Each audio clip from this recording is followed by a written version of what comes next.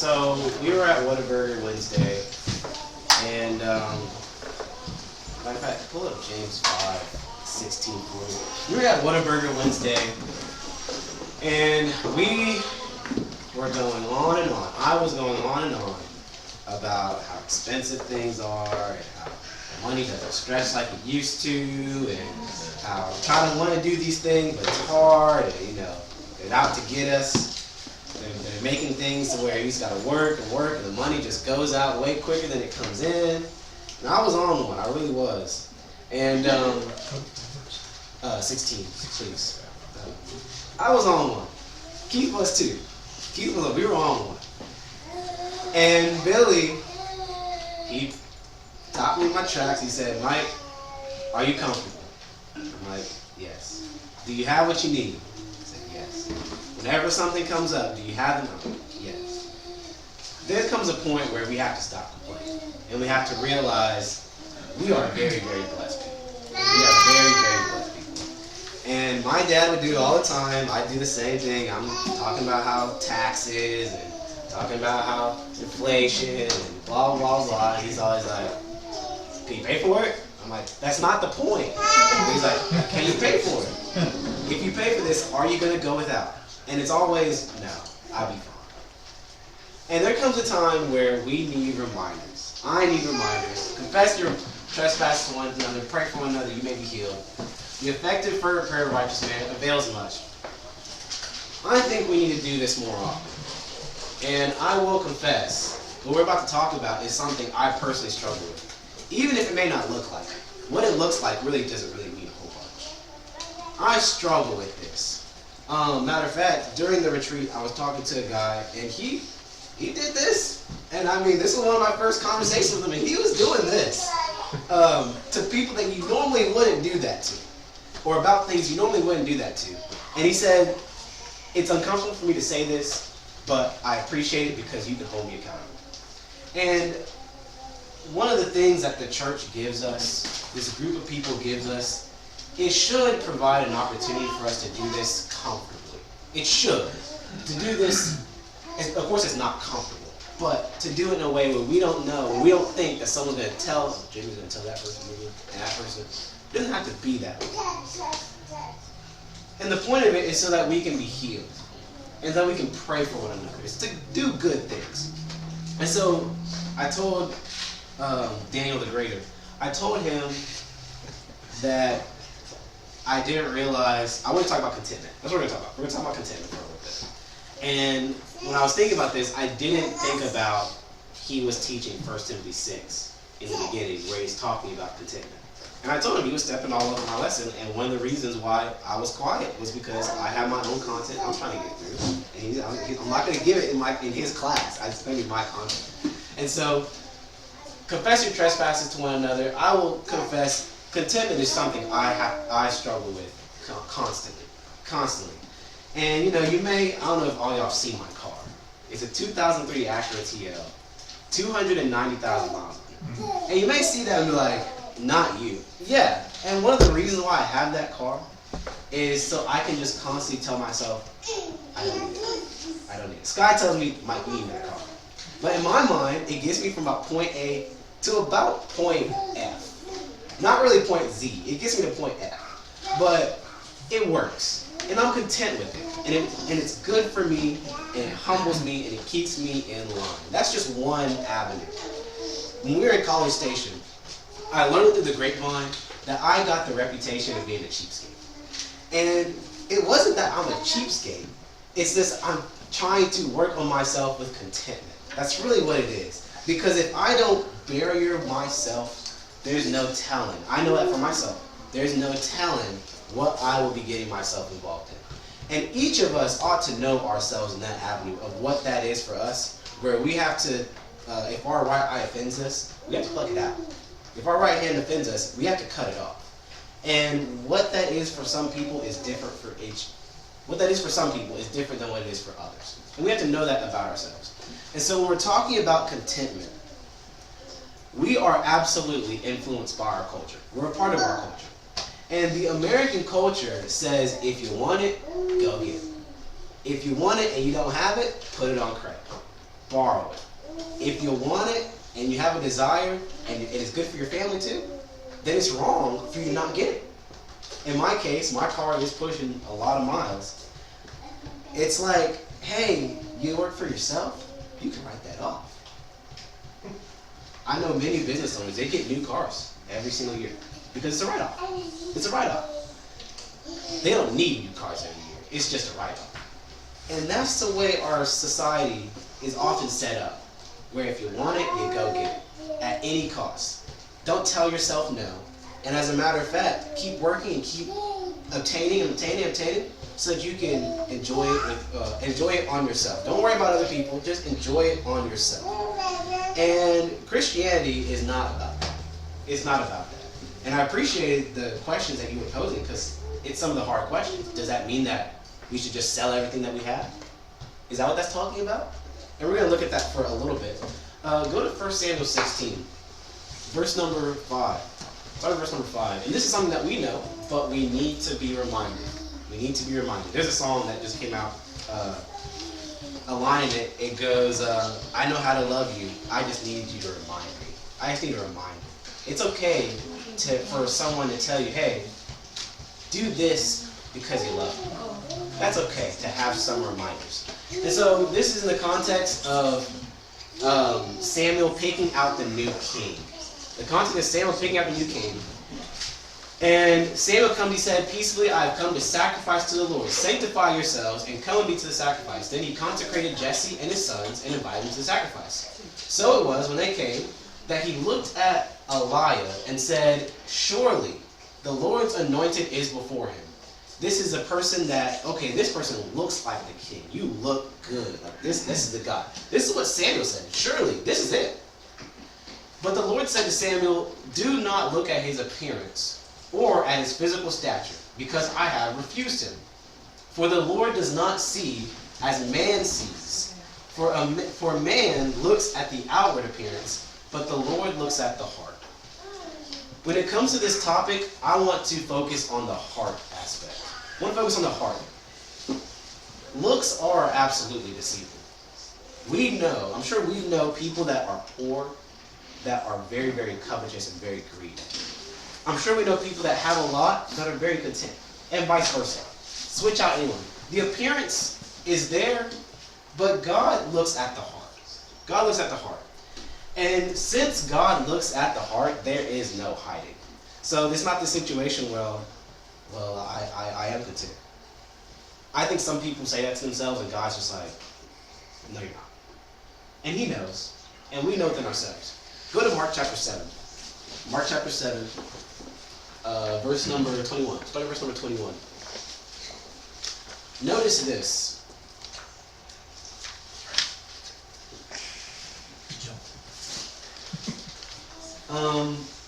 In this context, the religious leaders, they were telling them to wash the cups and do all these rituals in order to clean up what they're eating. And Jesus basically makes the point, it's not what goes in that defiles a man that makes him dirty. It's what comes out of a man. What comes out of a man, that defiles a man. For from within, notice this. For from within, out of the heart of men, proceed evil thoughts, adulteries, fornications, murders, thefts. What we're going to focus on is covetousness. Wickedness, deceit, lewdness, an evil eye, blasphemy, pride, foolishness. All of these evil things come from within and defile a man. When we think about covetousness, greed, just wanting and wanting and wanting and wanting and wanting, it's never enough. That comes from the heart, which means that no one can say, well, I don't buy anything, so therefore I'm not covetous. That's not what that's talking about. You can be covetous within your heart, and on the outside, it doesn't look like that. You can be greedy in your heart, and on the outside, it has no, you can't really tell. But you know who can tell is God. And if we're honest with ourselves, who can tell is us, you. You can tell. So when we're thinking about contentment, I want to begin the thought. Go to Ecclesiastes chapter 5. Once again, a lot of these things are just going to be reminders. We're going to start verse number 9, please. We know that money, what is it? Money doesn't buy happiness. We know that money is not the end all. Look what Solomon said in his realization. Moreover, the profit of the land is for all. Even the king is served from the field. He who loves silver will not be satisfied with silver, nor he who loves abundance with increase. This is also vanity. The money is not going to satisfy. Now, people say, well, you're just saying that because you ain't got it. Multiple people that are wealthy will share the same sentiment. The money does not satisfy. Additionally, there have probably been times in each of our lives that money was great. It was good. Everything had food in the fridge, bills were paid, had a lot left over, had a vacation plan. Money was good. But that does not keep bad things from happening. And as a matter of fact, it seems to be the case whenever this box is checked, that all the other boxes don't want to be checked. At least that's been my experience. But look at this. When goods increase, they increase who eat them. So what profit have the owners except to see it with their eyes? You know what happens when you start making more money? At least this is my experience. More goes out. That's typically how it works for me. More comes in, more goes out. For whatever reason. Something dumb happens, car issues, I have to buy a car or a fifth car in 5 years. It just more goes out, right? Just because you have it doesn't mean you're going to keep it. Just because you have it doesn't mean you're going to keep it. But he says it's vanity. And if that's what you're going after, it's never going to be enough. It's never going to be enough. Chasing after it will never be enough if that's really what you're going after. Go to Philippians chapter 4. You alluded to this, Jeremy. Philippians chapter 4, verse number 11. But I want to bring this out. If that's what we're going for, we'll never have enough. This weekend, when we were going camping, we knew the temperature. Baker put in the group chat, hey, it's going to be a low of 20-something degrees or 30-something degrees with a 50% chance of rain. He said, is this cool with you? And Gilbert said, I don't remember what Gilbert said. I said, I can do all things through Christ. Okay? And I'm not taking that out of context. Look at this. He says, not that I speak in regard to need. Look, he said, I have learned. This is a learned trait. I have learned in whatever state I am to be content. I know how to be abased. That means I know how to suffer need, to be impoverished, to not have anything. And I know how to abound. I know how to make how it is and how to be content whenever I have a lot. So you can be content whenever you don't have a lot. You can also be content whenever you have quite a bit. Everywhere, and in all things, I have learned both to be full and to be hungry. People say, why do you fast? I'm trying to learn how to be full and how to be hungry. Now, this is me personally. Especially in America, we are full. If we want food, we may not get steak and eggs. We may not get, whatever. But especially in terms of historically, we can get access to food. But can we be hungry? How are we when we're hungry? We're hangry, right? How are we when we're hungry? But that's a learned thing, to be content in that state, both to abound and to suffer need. But look what he says, I can do all things through Christ who strengthens me. I wanted to go out there in those conditions because I wanted to learn how to be uncomfortable. And in that state of uncomfort, I'm sitting in the tent, my socks are wet, I can't feel my toes, and it's cold, and it's raining, and I was on the edge. I didn't have a cot, so I was on the edge of the tent, and so the seepage was hitting me, and the part of my blanket was getting wet. It was tough, but we made it, right? We made it, and we thrived. I say we thrived. We didn't just survive, we thrived. My point in that is, like I said this morning, when I got in the shower and had a cold spout, it was fun. Why? Because I've learned, hey, I was way colder over there, and I was fine. Another thing that I did while out there was I wanted to think about this lesson. Have you ever tried to think straight whenever you can't feel your toes? And you're outside in the elements and everybody's asleep, and the person who was asleep left the lighter in his tent, and so I couldn't start a fire? You ever been in that position? Well, I was. And I noticed, I learned with myself, it was hard to think. It was hard to think while I was just physically suffering. I'm gonna allude to that again at the end of this lesson. with suffering. But look, Paul says, I've learned. It might be the case in which God is teaching us through struggle and through prosperity how are you going to do in this situation. Billy said, how did he say it? He said, God knows we shouldn't be rich because we be the worst rich people. That was funny. We be the worst rich people. We got to learn. It's something that we have to learn. How are we going to operate when times are good? How are we going to operate when times are not good? And in whatever state we're in, are we going to be at a point where we're saying, I'm thankful for what God gave me. I am content. I'm good with this. If I don't get anything else, I'm good. If I lose it, I'm still good. Now, we're going to look at some passages in Proverbs. There's a lot of these. There's a lot of passages in Proverbs, but we're going to look at two. Go to Proverbs 17. First one, Proverbs 17, verse number 1. Talking about this idea of being content. Being content. It says, better is a dry morsel.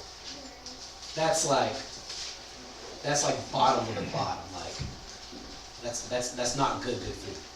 With, look at this, quietness. Some translations may have peace. Then a house full of feasting with strife. I don't know if I told this story here. When I was in high school, one of my teammates on basketball, he was notoriously very wealthy. His dad was one of the best doctors in town, and he was loving. He drove a very nice car at 16, 17 years old. Anyways, he had a private chef. That family had a personal chef. And we would make fun of him. We'd say, hey, how's that, deal with your personal chef, blah, blah, blah. And we were making fun of him, and he made it all somber, and he said, yeah, I would just like to have a dinner with my dad. And then we were all like, we're sorry. It's tough. He had feasting, but he didn't even have his dad there to enjoy it with. And I want to make this point that we are probably better off than some of the people that we envy. We are probably better off than some of the people that we envy. You have family in your home, you can sit down and eat dinner together. You're better off than a lot of wealthy people. And it says that's better. You have peace in your house, but you don't have steak, but you have peace, you're better off, 100%. And sometimes we get in this mode where we see other things and we see what we don't have, but we don't recognize we got something really good. You have peace in your home, you got it good. You have it good. And if you have strife in your home, it's probably best to fix that, even though money will probably not fix that. Money probably won't fix that. Have some peace in your home. The other one is Proverbs 13. Proverbs 13, verse number 7. Look at Proverbs 13 and verse number 7. Now, depending on your translation, some of the newer translations would have a different wording here, but we're going to make the same point. It says, there is one who makes himself rich, yet has nothing, and one who makes himself poor, yet has greater riches. Some of the other translations would say, one who pretends to be rich. I believe that's the idea being communicated here. Pretending to be rich, yet he has nothing. And pretending to be poor, or makes himself poor, yet he has great riches. Once again, it does not matter what something looks like. One of the things I learned as an adult is that not everybody that looks wealthy is wealthy. Some people are just up to their eyeballs in debt. That's not. If you say, what's your net worth? They would be in the negative. But it looks like they have a lot. But that's not really the case. But then there are some people that drive beat up cars, have regular clothes, but you say, hey, come over to the house. And you come over to their paid off mansion. That's just the way it is sometimes. But think about this. It doesn't matter what the status is. And oftentimes, we're going to make this correlation with contentment with, it's not just necessarily about the money. Oftentimes it's about what the money can get us.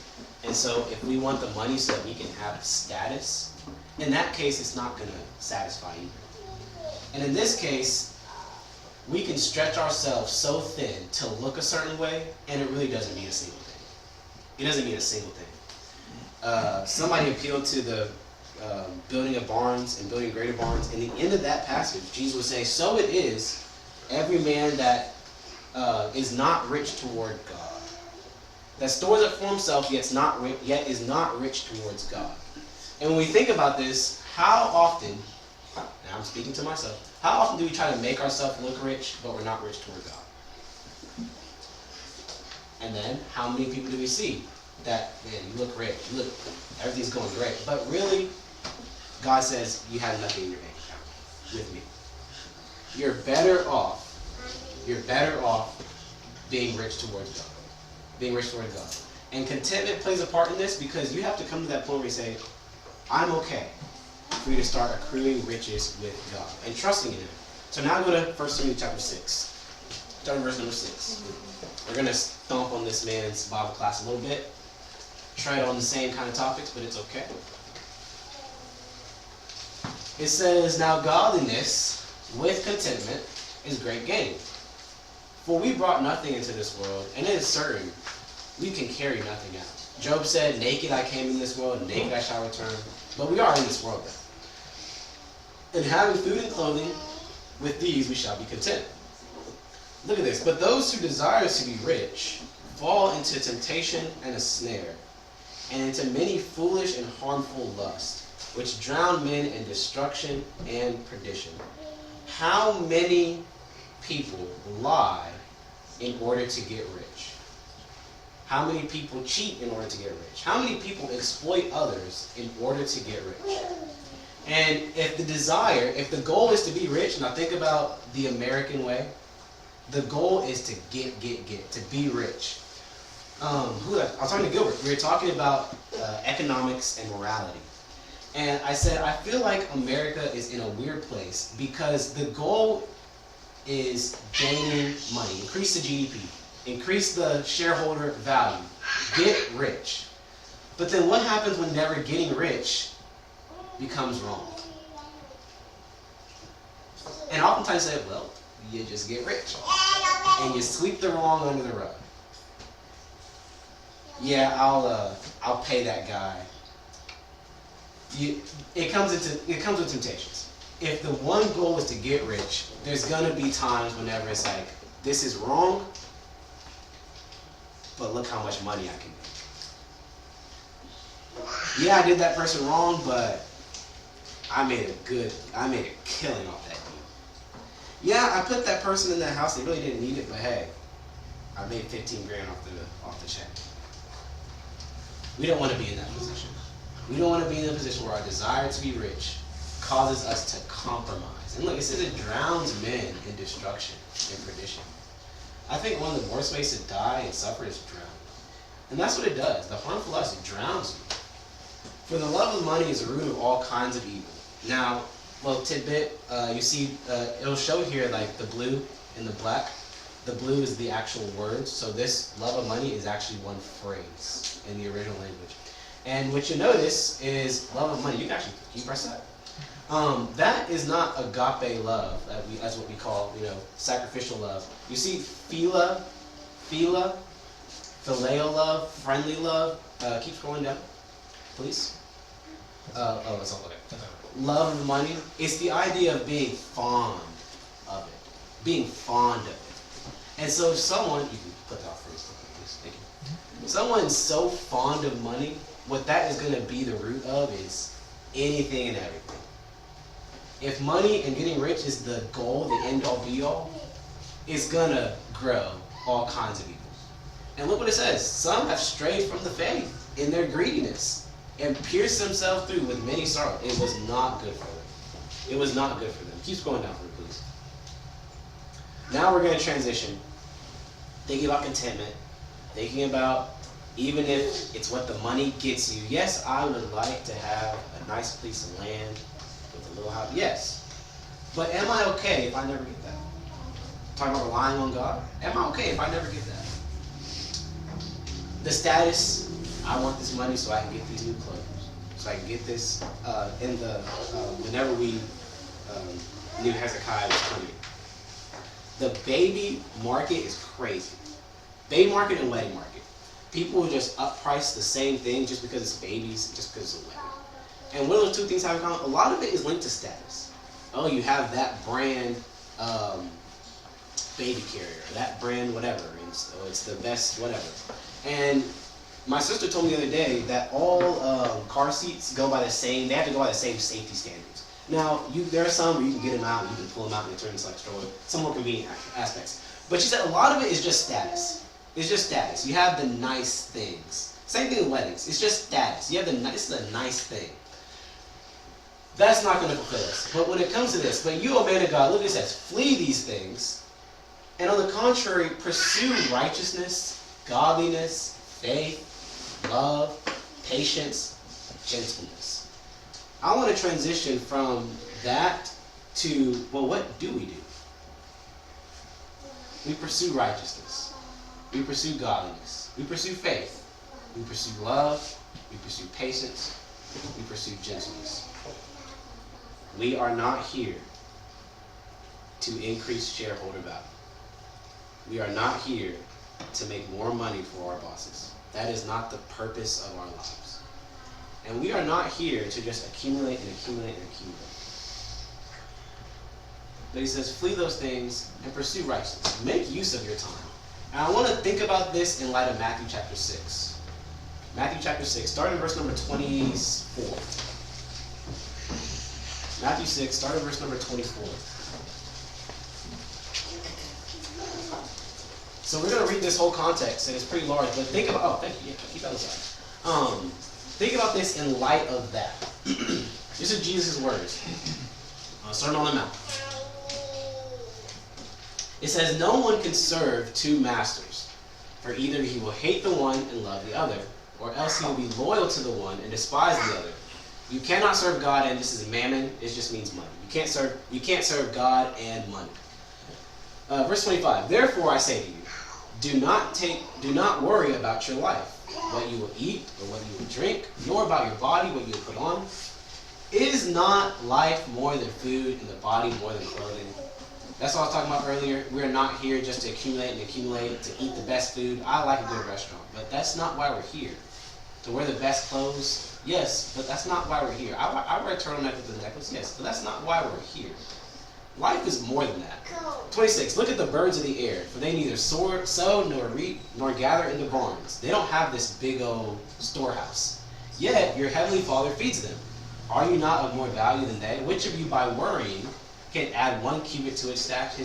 Now, I'm not going to make this joke, but if worrying can increase our height, you know what people be doing? They'll be putting a lot of mental effort into it. But it doesn't work that way. And that's the point that Jesus is making. So why do you worry about clothing? Consider the lilies of the field, how they grow. They neither toil nor spin. Toiling and spinning is the process of making clothing.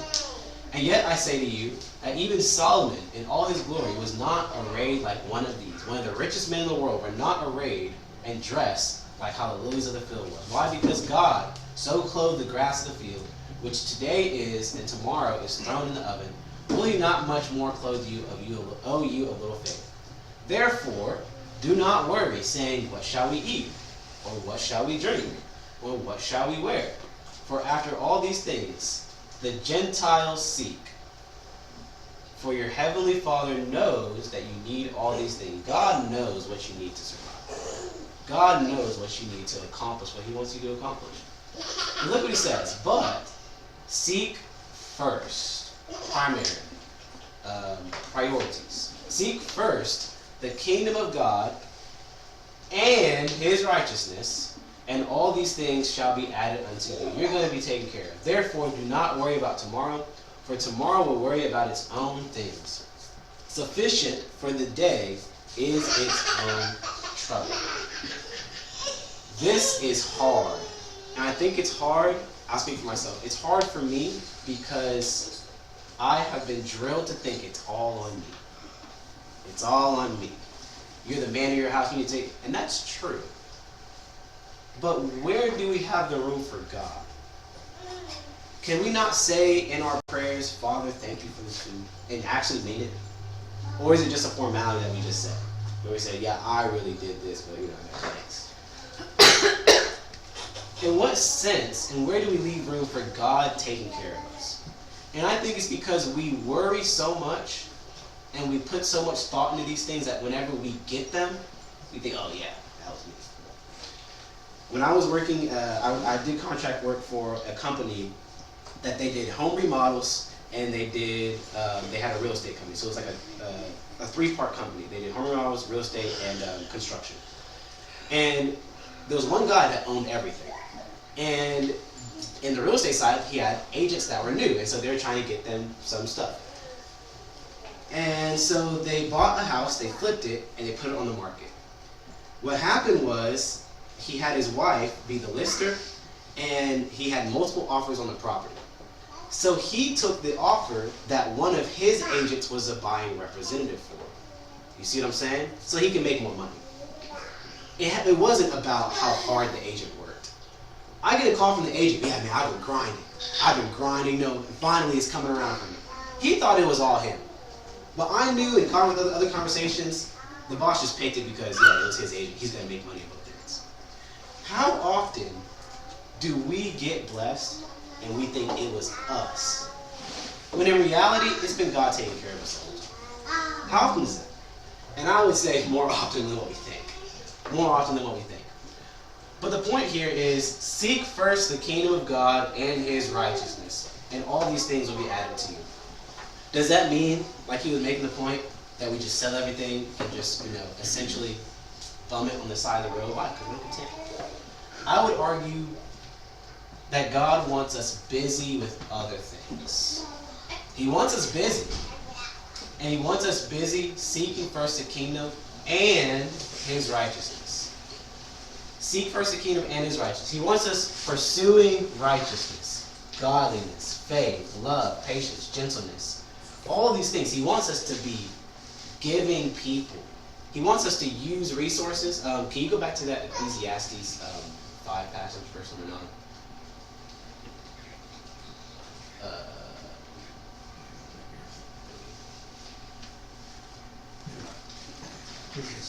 Five 9.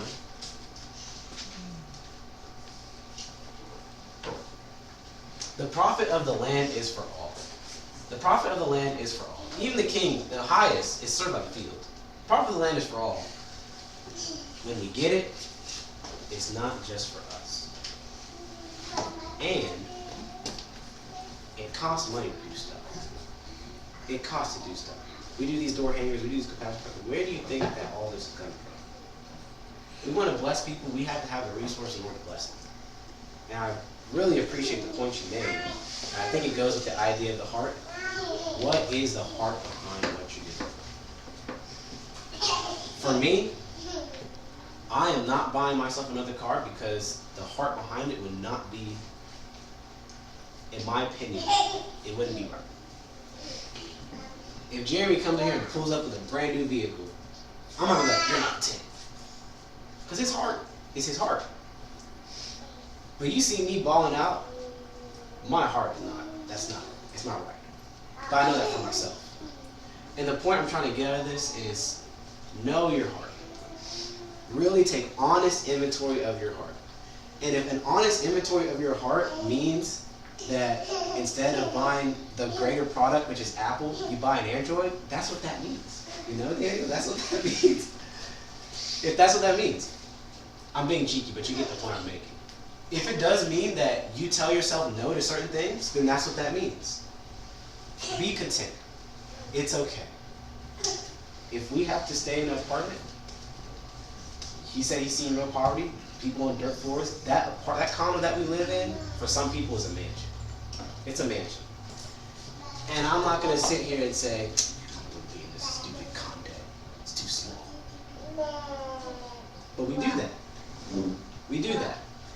Let's be content with what we have.